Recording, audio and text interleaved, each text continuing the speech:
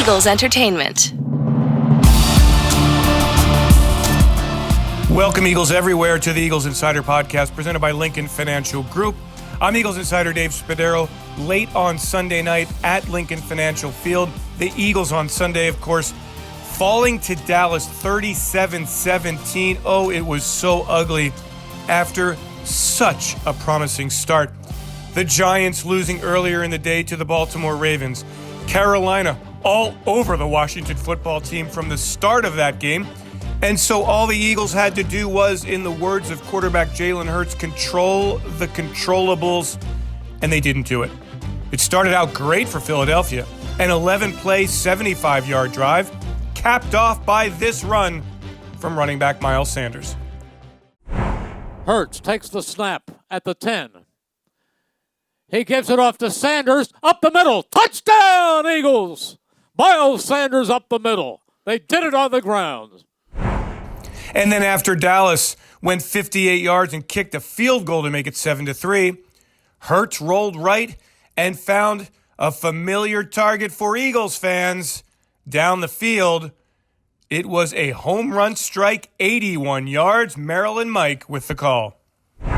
Eagles have to win this game to stay alive, and they will if Carolina beats Washington. But both games have a long way to go. Eagles moving right to left. They spot the ball at the 19.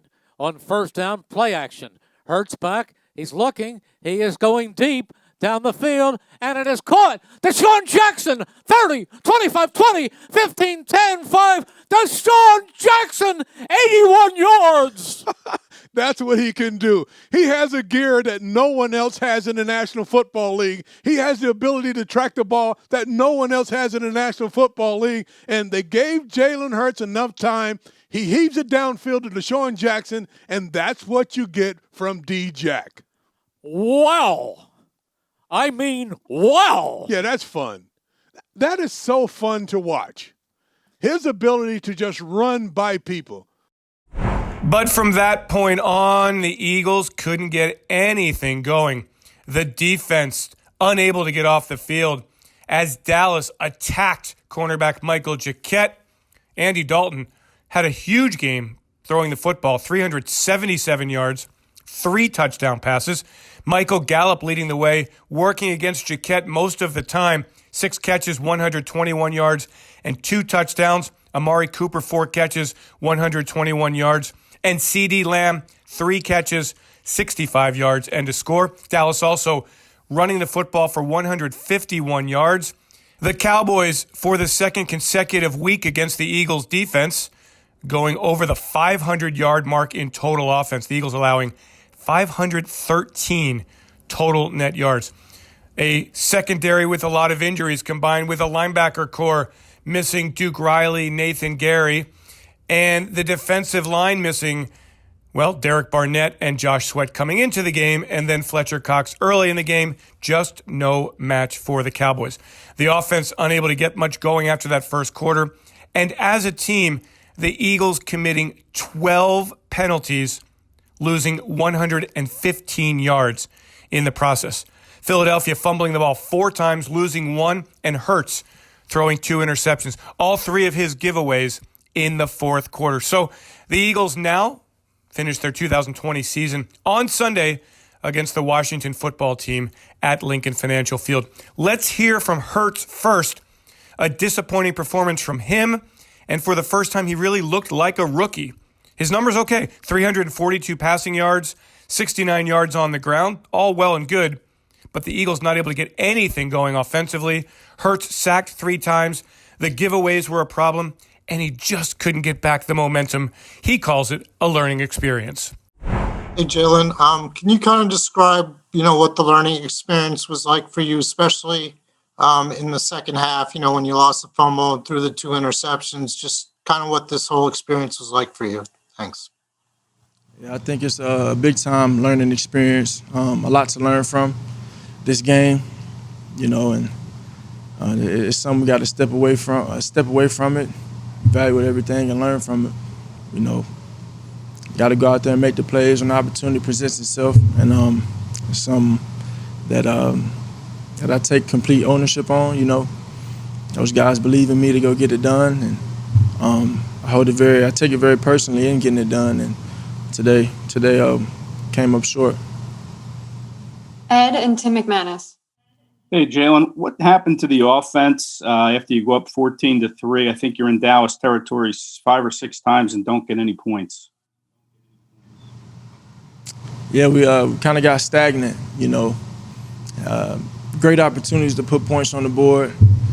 And we always talk about controlling what we can. Those opportunities right there are perfect opportunities to go out there and score points. Shot ourselves in the foot, kind of stopped ourselves due to lack of execution. So it's a lot to learn from. A lot to learn from on my end as a group, and we'll be better from this. Tim and Al Thompson. Jalen, Doug said that you were working through some lower body stuff in the second half. Did that come from the Randy Gregory sack in the third quarter? And what can you tell us about it?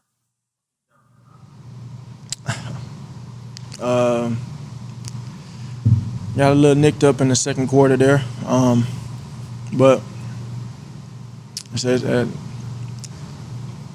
the will to win is so hard for this team.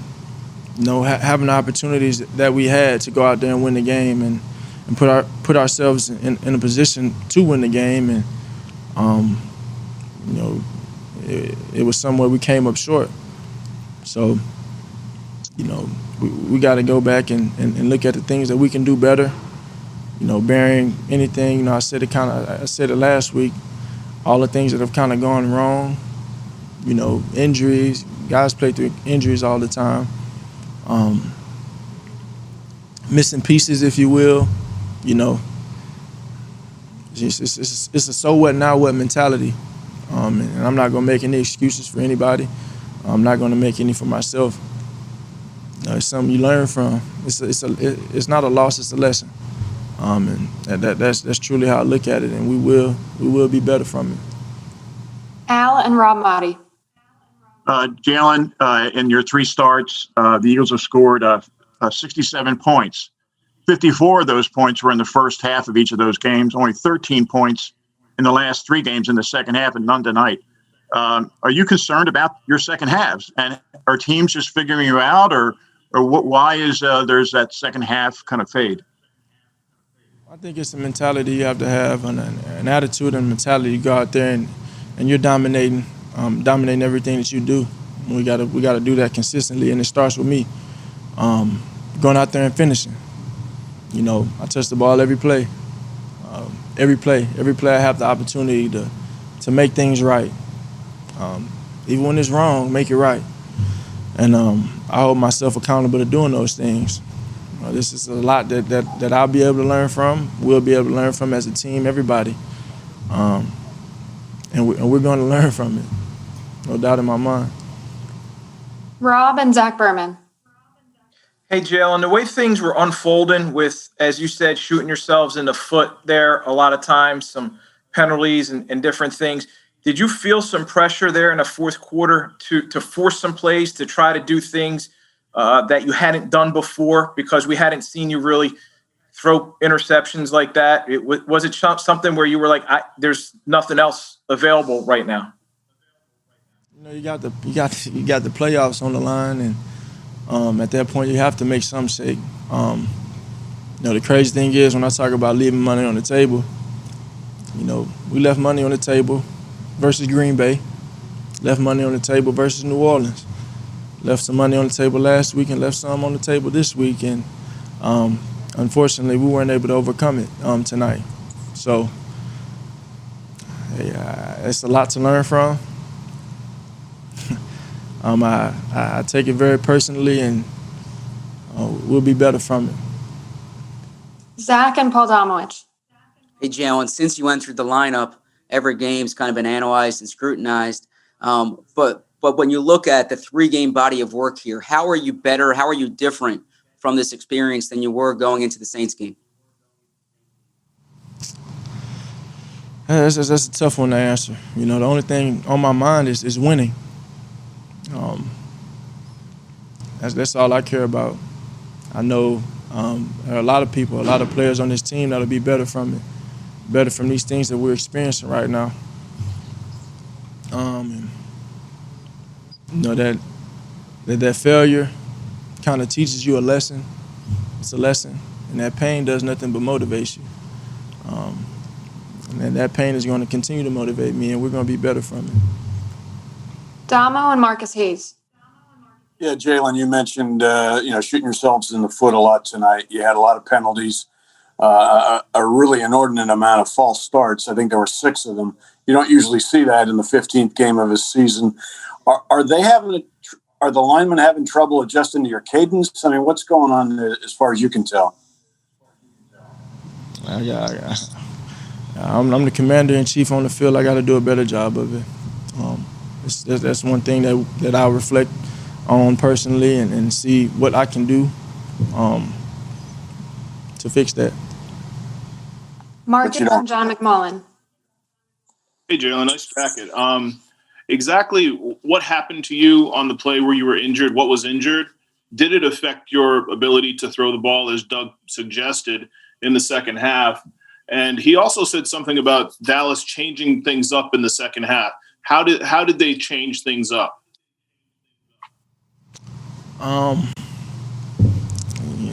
If I answered that question, I'd be making excuses, and I can't go that route. They switch some things up in their coverage, but we go out there and we do our job. None of that matters. We go out there and execute. None of that matters. So it's something that we can learn from, and we will. We have time for 2 more, so we'll go John and then Les. Hey, Jalen. I know obviously you're not where you wanted to be at the end of the game, but this is the first time you got to play with Deshaun Jackson. You only had the 1 target. It turned into an 81-yard touchdown. He's the biggest home run hitter in NFL history. What's it like to connect with him on a deep ball? It was fun. We prepared for that. Me going out to Tampa, getting that time in, and it was fun to hit it. Should have hit, a few more. But one thing I tell these guys, and I've been harping on it, ever since I've been fortunate enough with this position, is appreciate these times we have together. Appreciate the moments you have with the guys on this team.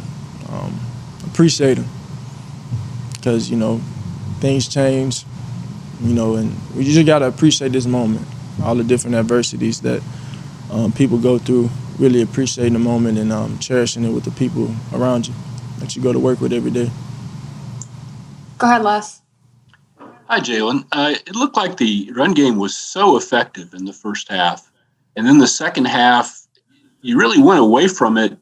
I know you were down, but it wasn't like you were down 30 points or anything.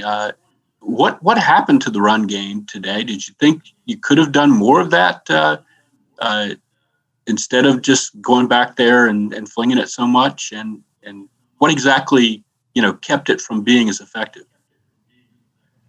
We have complete trust in everybody and doing their jobs.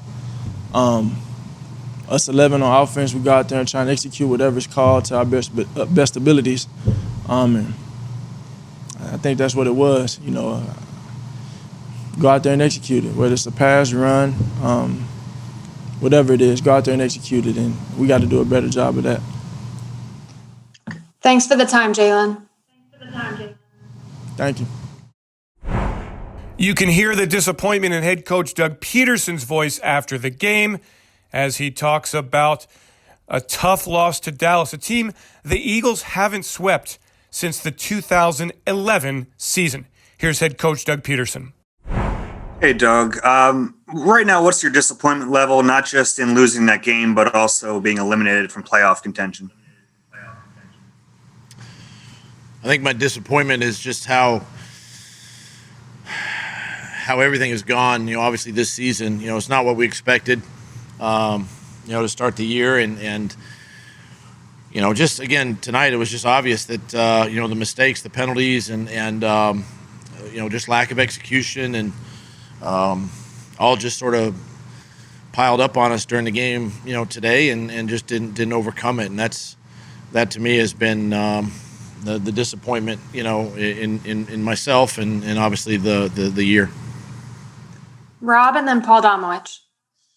Hey, Doug, how much did this game, a lot of penalties on offense, protection issues, emphasize what you've been saying all season, that it's not just the play calling and the quarterback, but rather it's a collective problem across the board? I mean, obviously it's difficult when you have those issues, especially in the situation we're in, with the amount of, injury that has taken place with this football team. And you just can't make those mistakes and expect to win games. It's just you're just not there yet to overcome a lot of the things, and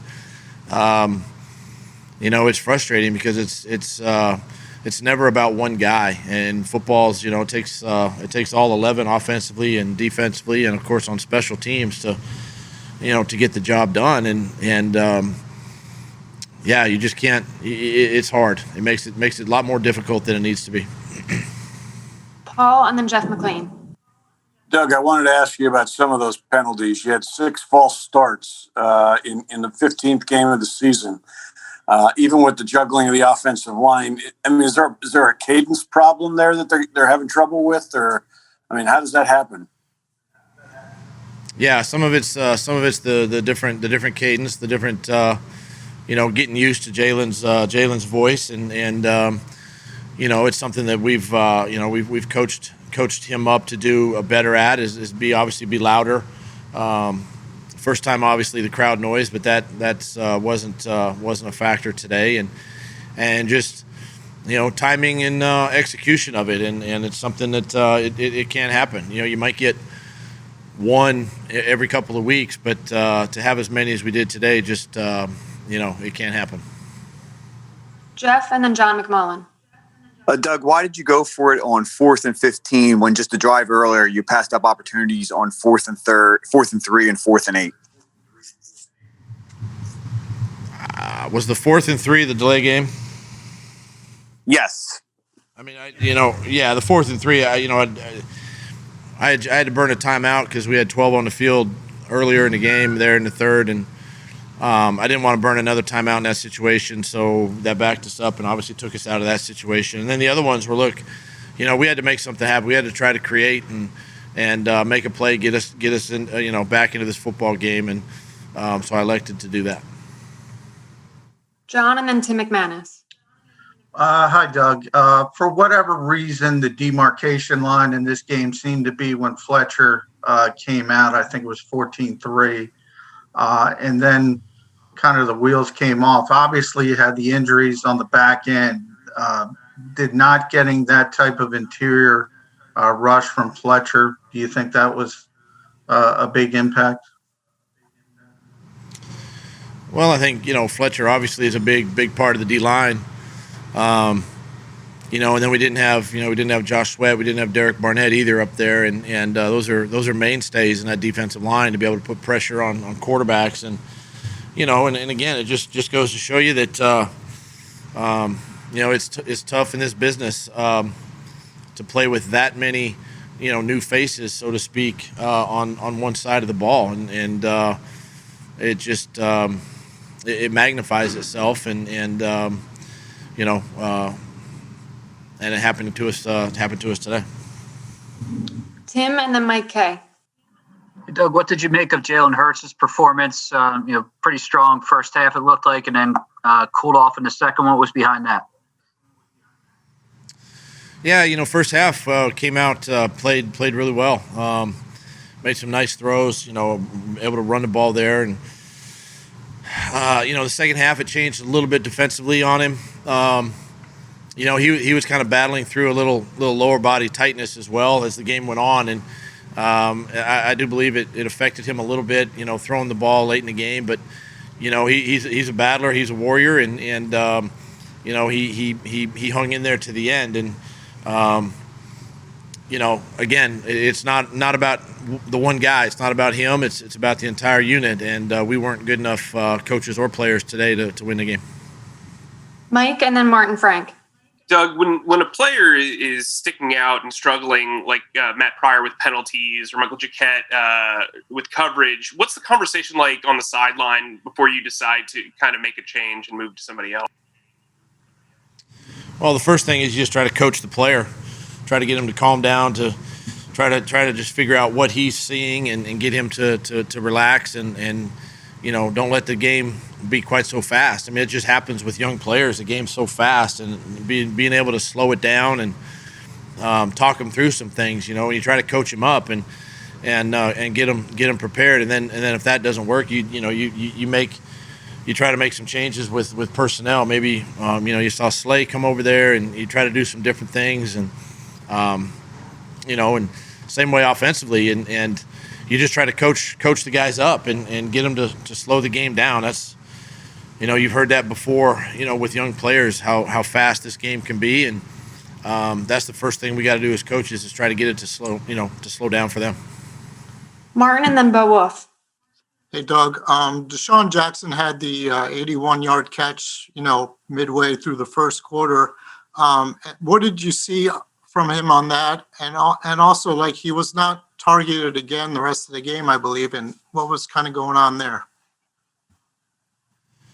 Well, obviously Deshaun's an electric player, explosive player, and that was obviously designed, shot play, and again, well executed for the touchdown. And then, I believe he got sore as the game went on. His injury got sore and sorer, and so we had to be careful there. And he just lost a little bit of that explosiveness as the game wore on. So we had to kind of keep him out as the game went. Bo and then Jimmy. Doug, you said before, in looking back on the season, that you're disappointed in yourself. What do you think you could have done differently over the course of this season? I mean, you look at decisions, you look at opportunities to put the team in better situations. All things that I will evaluate when I look back on the year. But I'm part of the solution moving forward too. And I got to look at myself and. As a leader of the football team and standing up in front of the guys, and they're disappointed. Obviously, we're all disappointed, and I can do my part to try to help them and put them in situations to be better. And that's where I'm hard on myself. We have time for two more, so we'll go Jimmy and then Zach Berman. Hey, Doug. Looking back at the start of the season. The Eagles were the only team in the division returning its coaching staff, and as it turned out, they're the first team in the division to be eliminated. Was that an advantage that sort of went to waste?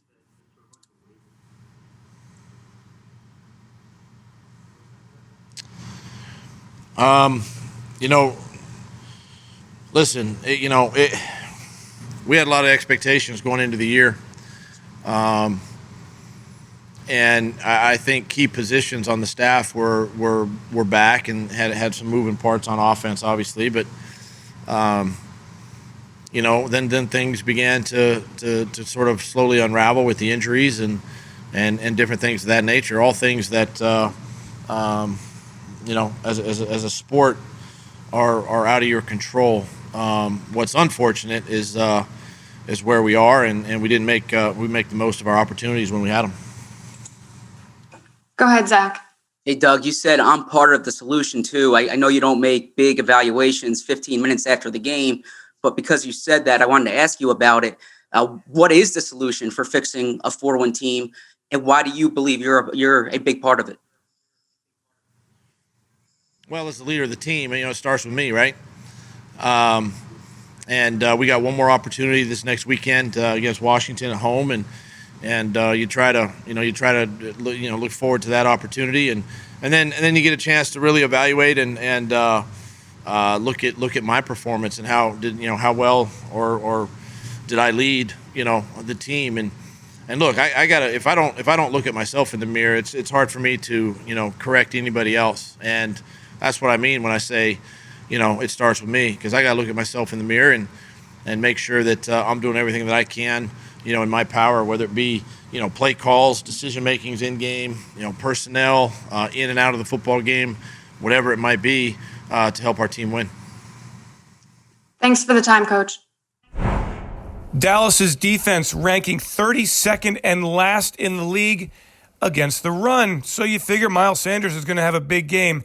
Not the case. 15 carries, 57 yards. The Eagles piled up 7 first downs on their first drive. And Sanders and the Eagles, they ran the ball pretty well in the first half. But in the second half, the Eagles not getting much going. 108 yards rushing on 19 carries in the first half. And again, the Eagles finishing 10 carries and only 43 yards in the second half. Here is running back Miles Sanders talking about his performance today, the offense's performance. And in the big picture, he says, this will get better, he promises you Eagles fans. Hey, Miles, what changes do you think this team needs to make in the offseason to avoid, missing the playoffs another season? Honestly, if y'all watch the game, I think the only thing that really hurt us was penalties. I think just playing smarter football and everybody doing their job and executing at a high standard and holding ourselves and each other accountable, So, but honestly, the penalties really killed us, and it was impossible to get like a true rhythm. We had a rhythm the first 2 drives, and then as soon as the penalties kicked in, they took the momentum from us. Martin and then Les. Hey, Miles, I'm sorry. On the first drive, you guys, I think, ran 10 out of the 11 plays on that drive. And then, it seemed like that was something you wanted to take advantage of, but then you were never really able to do that the rest of the game. What kind of changed after that first drive? We were behind. We're behind, I guess, 10 points, I guess. It's hard.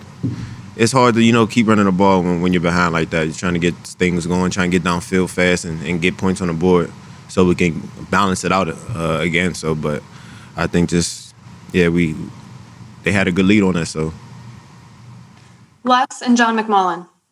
Hey, Miles, that was kind of what I was going to ask, and I kind of want to follow up. You weren't down that much. You had basically 2 quarters almost left. Couldn't you have still stuck with the run as a way to give your defense some breathing time and move the ball steadily and get some rhythm back into the offense?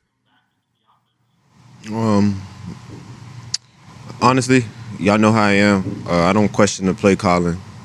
I trust the play calling. I trust the coaches. Whatever it's called, I go out there and give 110%. So that's above my level right now. So whatever it's called, I'm gonna go out there and do my job. And why do you think there were so many penalties? Were people unable to hear Jalen with the signals, or what? Probably just miscommunication and just not focusing in all the way. All of us, we didn't focus in all the way. We weren't locked in. John and then Daniel. Hey, Miles. You guys did produce a lot. You almost had 500 yards of total offense. But to kind of follow up on the penalty question, how much does that change just in quarterback and things like voice and cadence? How much does that affect the team and affect the other guys? A lot. I think we got a turnover, and we were on the 28, and we ended up on the 40. We can't go backwards when we're on the other side of the field, and that's what's honestly killing us. We gotta play smarter, and we gotta play better as a whole team. Daniel and Chris Murray. And Miles, what was kind of your mood coming off the field after that game, and what was the mood in the locker room like from your teammates? What's just kind of the emotions right now? I'm disappointed. Super disappointed. We work our asses off all week, every day. I believe that we're a great football team. We have to play smarter, and that's all around pre-snap penalties, situational football, everything. But I do believe this is a great team, and I believe better days are coming. But I'm very disappointed right now, but because this city is so passionate about this game, and we're passionate too, but we owe it to the fans. And I promise you better days are coming. I promise you. Chris and then Jeff Skversky. Yeah. How would you evaluate Jalen Hurts' performance today under these circumstances, especially in the second half and all that, him trying to get you guys back but making some mistakes along the way? He's young, man. I mean, he don't even want me saying that. He probably gonna get on me for saying that, but he got thrown in last 4 games of the season, so.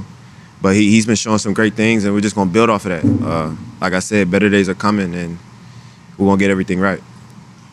We'll take 2 more here with Jeff and then Bo. Miles, how surprised are you that you guys are even in this position? I mean, when the season started, there was a lot of talk that this team was capable of making a Super Bowl run, and just everything went wrong, from injuries to poor play to you name it. Are you surprised you're standing here today eliminated from the playoffs? No, not at all, because that's just how we are.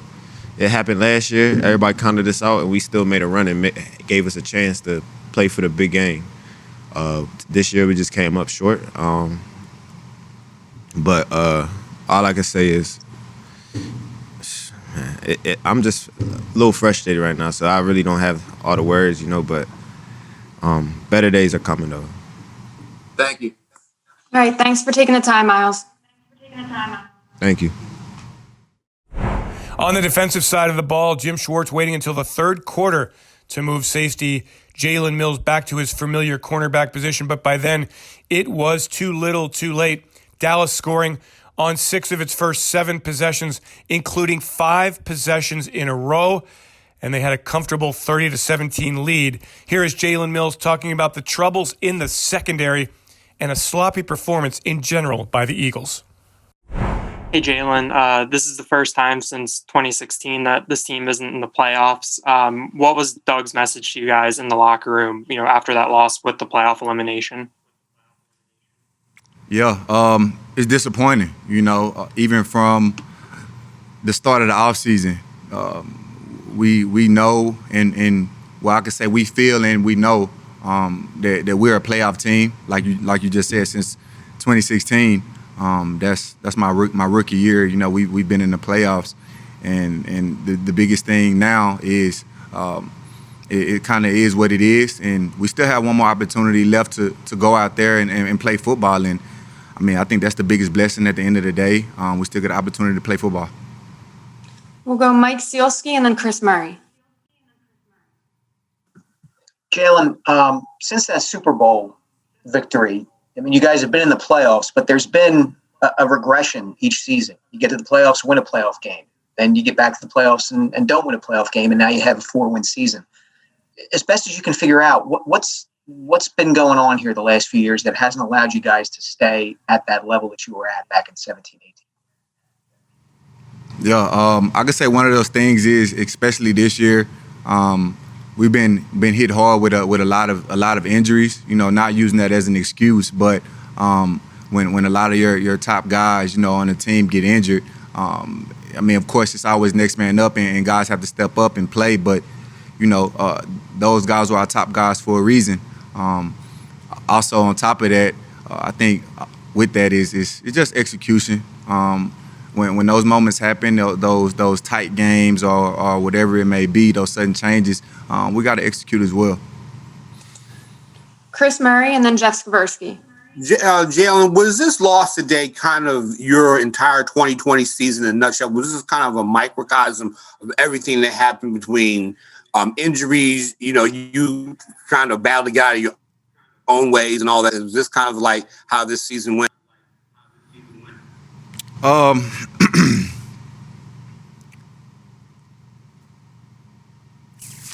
could say a lot of things throughout this game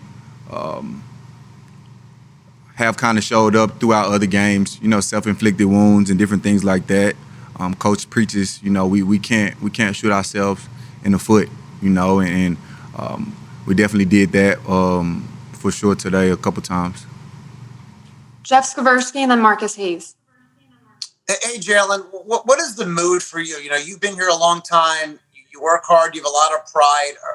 Are you angry, or what kind of the emotion that you have going right now as you guys are eliminated and not going back to the playoffs?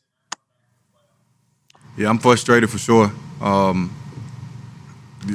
won. I was lucky enough to win a world title at a young age, coming there in my year 2 in the league. So of course, you know, at that point, my expectations are at the highest. So definitely frustrated. Not even getting a chance, you know, to play in the postseason. This team, man, we have so much potential. We have some really good guys, man, on this team who can play. I mean, from the young guys all the way up to the older guys, and it's like I said, it's frustrating, you know, that we came up short today, even, you know, knowing that we had an opportunity to get in the postseason. Marcus and EJ Smith. Hey, Jalen, can you put your finger on what happened to you guys defensively after Fletch left? And what was it like on the sideline as with the defensive backs when Dalton's, you know, going crazy and he seems to be picking on a rookie, Michael Jacquet? Yeah, I mean, you guys know Fletch. The whole league knows him. He's, you know, one of the best defensive tackles in this league. You know, one of the best defensive players in this league. On top of that, and you say as far as, you know, Dalton throwing the ball. I mean, we made the adjustment. I ended up going to corner, and you know, they started feeding Zeke. He's one of the best running backs in this league. I mean, guys were hitting him. You know, he just was, you know, make some really, really good runs and some really, really good cuts. You know, he's one of the best backs in the league. So you just got to tip your hat off to him. Is there anything you can say to Mike to keep his, you know, to help him play better, to keep his spirits up going forward? Yeah, just keep working. You know, he's a rookie. Not trying to use it as no excuse or anything like that, but you know, he didn't have any OTAs. You know, camp was it was what it was. You know, he wasn't a guy who was projected to be a starter. You know, got thrown in the fire. Had some good plays here. You know, had a couple bad plays, but you know, at the end of the day, you know, you just come to work each and every day and just get better. He's going to be a really, really good player in the future, I promise. We have time for one more, so we'll end it here with EJ. Hey, Jalen, what led to you moving to corner for Jacquet? Was that something that you asked to do, or did the coaching staff ask you to move? Just the coaching staff, knowing that I know the defense. There's been times throughout this season, even with injuries. I mean, you guys seen it that I moved the corner for a couple series here and there. So that was just the coaching staff, you know, trusting me to be out there on the edge and playing corner. Thanks for the time, Jalen. Thank you, guys. Pro Bowler Brandon Graham extremely down after the game, and that's unusual for somebody who's so positive. He knew the Eagles let a golden opportunity to next week play for the division title slip right out of their hands. Brandon, last week we asked you, you know, what your biggest regret was going to be from this season looking back, and you said to ask you whenever it was that you guys were no longer in the playoff hunt. So now that you've been eliminated, as you look back on this season, what do you think will be the thing that you lament the most, that you regret the most? I think the mistakes we made, the penalties, that caught up to us in a big way today. And I just look back, when I think about it, 2016, we found ways to lose. You know, that was the year. And then next year, we found ways to win. So I'm hopeful, man, that we can end the season off on a great note with winning and, you know, learning from all this, because I mean, one thing I took from this, like, man, penalties definitely gonna get you beat. You don't get turnovers on defense. That ain't gonna help your cause. You know what I'm saying? Like, just thinking about some things that, you know, I can get better or we all can get better on defense. And that's just create more turnovers. We didn't have many as we would like this year. But I think really it was just the mistakes, the self-inflicting stuff that we did together. John Clark and Ed Benkin. Hey, Brandon, to be down Josh Sweat, Derek Barnett, and then you're up in this game, and then Fletcher Cox leaves the game. How much did that affect the defensive line? I mean, we went out there, we battled, man. I played a lot this game. I knew it was gonna be. I knew we gotta dig deep. I mean, we've been dealing with that all year, injuries here and there, but no excuses. Nobody wavered. Everybody just next man up mentality, and we went out there and we played. We fought, we scratched, we clawed, we did all we could do. And I'm proud of the guys that wasn't getting that time before. They got time out there today to show what they could do, and man, I'm just happy with the group because despite all, we really held our own most of the year as a D-line, and I love how we played together and stuck together during these tough times, man. And you don't always win them all, but I do know that we're trying to learn from this and make sure that going into 2021, we can start it off on a great note by getting a dub at the end of the season, and then see what happens during the offseason. Ed Benkin and Jeff McLean. Hi, Brandon. You mentioned the last couple of years being in this position and finding a way to get into the playoffs. This year it didn't happen. What has to change where you're not in this position in December, where at the beginning of the year you're not off to the start jar and you're not desperate at the end of the season? We just got to win games, man. We got to figure out ways to win and not beat ourselves.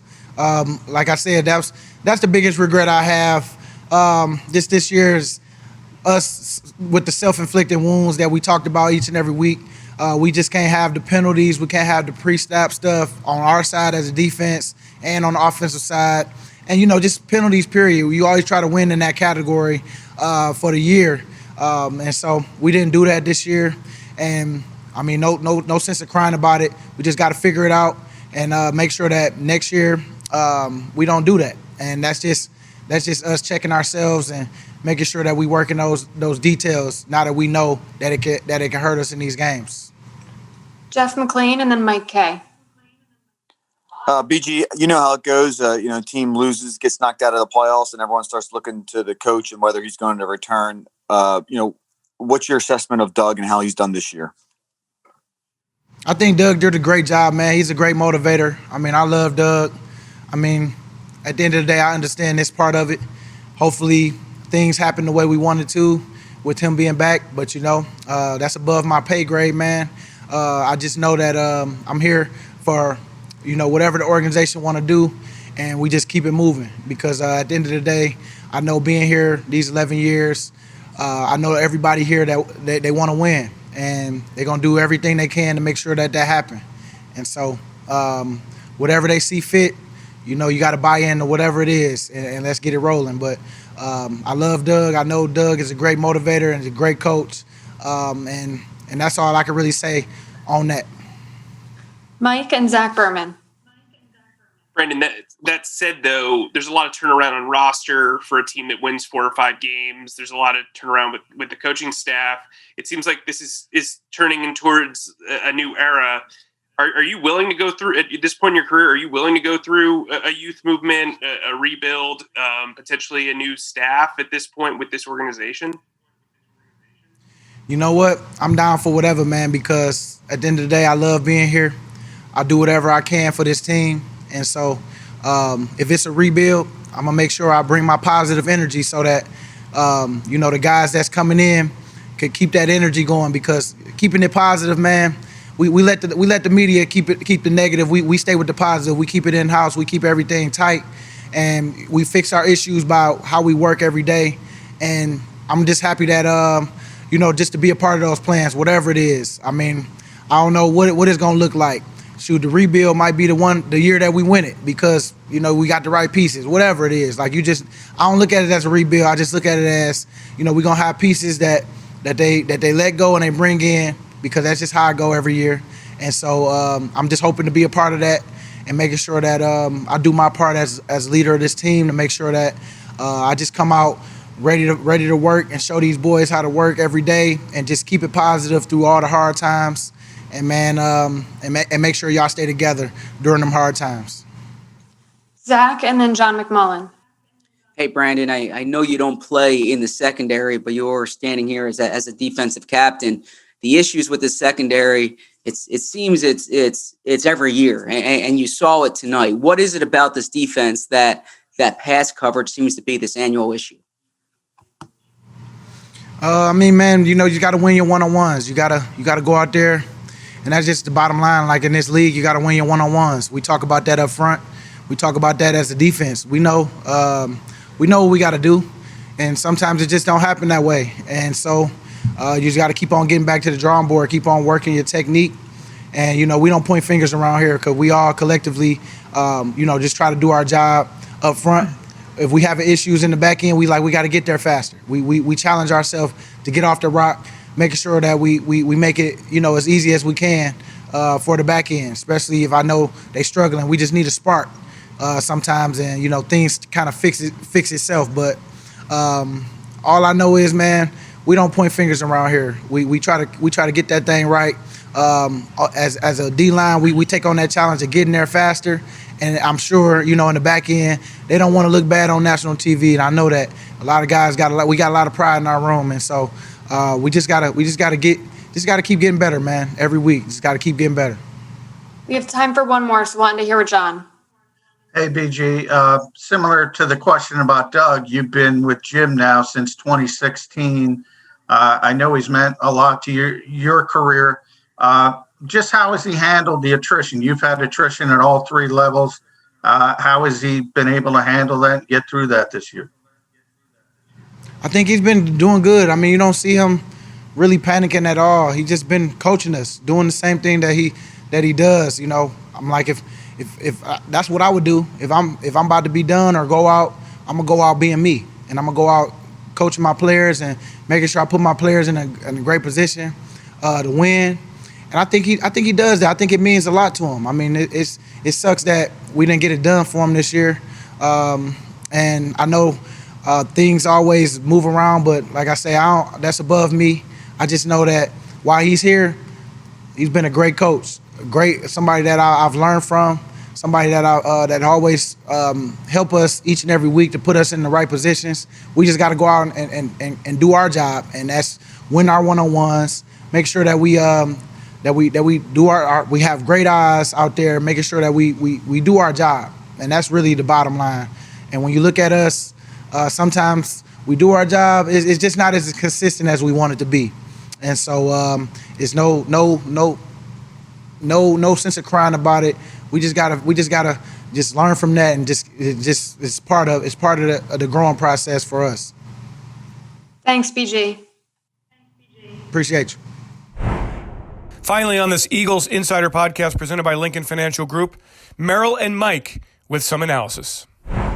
Mike and Merrill, a very disappointing Sunday. Merrill, let's start with you and the Eagles defense giving up 500 yards once again and really having no answers for the Dallas passing game. Could Jim Schwartz have done something different to kind of stem the tide? Yeah, he could have. He could have made 14 trades before the game began. Yeah, that's about it. I think it was a matter. I don't think it was a matter of team. I think it was a matter of personnel. Just not good enough personnel to cope with the Dallas receivers. You didn't have a defensive line that could do anything, including stop the run, who couldn't put pressure. I mean, who couldn't put any pressure really on Andy Dalton. And you didn't have a secondary who could cover their talented receivers. It was a matter of talent or lack thereof. Mike, he did make a move to put Jalen Mills at the cornerback position in the third quarter. Could he have done that earlier to make a difference? I don't think it would have made a difference, Dave. I don't think it made a difference when he did put Jalen at the cornerback spot. I think it was clear to me that today they were undermanned. They just did not have enough talent on the field to handle the talent, and specifically the talent at wide receiver of the Dallas Cowboys. And we knew that was going to be a very difficult matchup going in. And yet the Eagles are standing there early on, 14-3. Mike, your thoughts on Jalen Hurts early in the game, and then kind of the way it went for him, his really first tough outing as a starter? I thought early in the game, schematically, they did some real nice things to create opportunities to create big plays, and but they didn't have enough of that stuff dialed up. I thought that they could have been a lot more creative as the game went on, but you just didn't see that creativity. And I think this team needs that. They're just not good enough to just line up and beat people. They need to be able to scheme into plays that are successful plays. Merrill, your thoughts on what Jalen Hurts did today? He had a rough time today, Dave. He looked like a rookie. Throughout his first two starts, he never came unglued. He never tried to force things. And today he moved into a desperation mode. That's why he threw 2 interceptions, tried to put too much on his shoulders, fumbled at the end, just did not play under control the way he had. Those first 2 games, he looked like a veteran quarterback. Today, he looked like a rookie trying to find his way. Merrill, did we get too ahead of ourselves thinking that Jalen would not have days like this? I think we did. Although they happen. It doesn't change my opinion of Jalen Hurts or the ability that he has. But on this day, everything came crashing down. And I think a lot of it was we saw that the Eagles, from the very beginning, could not stop Dallas. And I think it puts pressure on the offense to feel as if, and I said to Mike, Mike, they're going to have to score 30 points to win this game. You knew it early, that they could not stop the Dallas receivers. Mike, your thoughts on Jalen and kind of what he learns from this type of game? Well, I don't know if he learned, but I learned that he's going to have to get better at operating the offense from the pocket. And I think that's one of the emphasis of the Cowboys was to make him, not run as much and force him to have to throw the football and win from the pocket. Now, there are plays that he made from there, but then there are a handful of plays that he left out there that he should have been able to make from the pocket. Just not clearly seeing the field at this point. I think today it shows that he's just got a lot more growing to do. The talent is still there. He's just going to have to be coached up the right way and understand. One of the things he has to understand, Dave, where the outlets are. When he looks down the field and there's nothing there with his receivers, there's always an outlet that's built in to the pass plays. He's got to understand where the outlet is, and sometimes you have to go to the outlet right now and don't wait for things to develop downfield. And he has to get better with that. Mike, I also thought that the offensive line, even though it played together once again for consecutive weeks here, really didn't handle the speed of the Cowboys on the edges. I thought that Pryor and Mailata struggled. Did you agree? Do you agree with that? Both did struggle. And, both, I know Pryor anyway, gave up way too many penalties. I know Malu gave up a couple penalties, and they're not good enough to do that, Dave. They're not good enough to make mistakes. And both those guys put their quarterback in some tough positions. I remember the one play where Randy Gregory got Mailata to overset and goes underneath him and has a straight line to the quarterback, hits the quarterback. And, too many times he's flushed out of the pocket. He's running for his life. And that just goes back to the offensive line and the lack of continuity and talented guys that they've had all season long at the O-line spots. Merrill, how much fun was that first quarter for you? The first drive, 7 first downs, and then the second drive, the 81-yard touchdown pass to Deshaun Jackson. Well, I felt very encouraged. The question I asked Mike, and I still don't have an answer for it, why was that the only deep ball thrown to Deshaun Jackson in the entire game? I don't have the answer for that. He was only targeted one time. I thought he would at least be out there to loosen the box up and give the Cowboys something to think about. But he hadn't played in 2 months. The conditioning just not really there. No, it's got to be more than one play. There were opportunities, and he was back on the field. But I know several times when I saw him out wide, they didn't play that single high safety. They rolled the safety over the top. They played a 2 deep safety. So I'm thinking, okay, they're going to wear him out in the run game if they're going to play like this, or they're going to start to work the middle of the field in the passing game. Well, they did have one where they isolated Miles Sanders on the linebacker, but they didn't do anything to try and create a play for Deshaun Jackson versus that 2 deep zone coverage. Guys, how much of an impact was the loss of Fletcher Cox? Huge. Absolutely. Without Fletcher Cox, you really did not have a run stopper on that defensive line. That defensive line was penetrated at will by the Dallas Cowboys. At will. And this is not a great offensive line they faced. Not a great offensive line at all. And yet, they won that battle easily. Even when Fletcher Cox is not making tackles, he affects the football game just being on the field, because they're going to double team him or he's going to blow up plays and force the running back to change his course, and just different things that he'll do even when he's not making tackles. But not just Fletcher, but all the guys that they were missing, they were sorely missed today. The way Josh Sweat has been playing and Derek Barnett, they missed these guys today against this Cowboys bunch. Mike, what discouraged me, I'm sorry, I was going to say, what discouraged me so much is they went on a tear where Andy Dalton was playing catch with Michael Gallup, and the Eagles couldn't do anything about it. It looked like a practice session where the offense was just throwing against air, and it was just futile. And I saw what was going on there, and I knew right then and there, early in the game, that there was nothing the Eagles were going to be able to do us Cowboys. So, Mike, now the Eagles are, look, we all were so excited that everything was happening the right way. The Giants lost, the Carolina was beating up on Washington, and the Eagles just couldn't take care of their business. Is there one aspect, Mike, that's the most disappointing to you about today? Is it the penalties? Is it the defense? Is it the offense not sustaining? What is there something that jumps out? Just their inability to play pass coverage against these wide receivers. And I should have known, but I didn't think that they would be that good. But they were the wide receivers, and what Andy Dalton was able to do in the passing game just kind of exceeded what I thought their capabilities were, given this defense. Merrill, your thoughts after the game? The Eagles officially eliminated here from NFC East title contention. I was disappointed by the totality of the loss. I thought the Eagles could beat the Dallas Cowboys. I was wrong, and Dallas beat them every way, offensively, defensively, special teams, you name it. It was just as poor a performance as I've seen by this football team this season.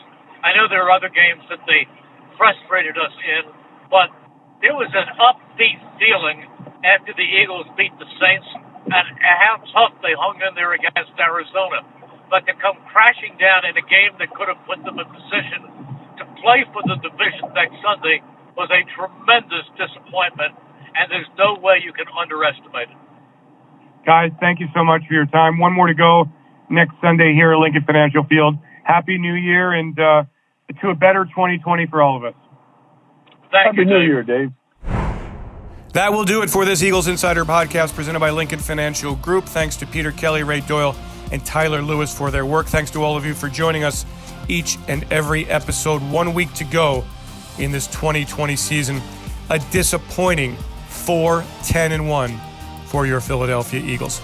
I'm Eagles Insider Dave Spadaro. Thanks for joining me. As always, have yourselves a great Eagles day, and fly, Eagles, fly. Eagles!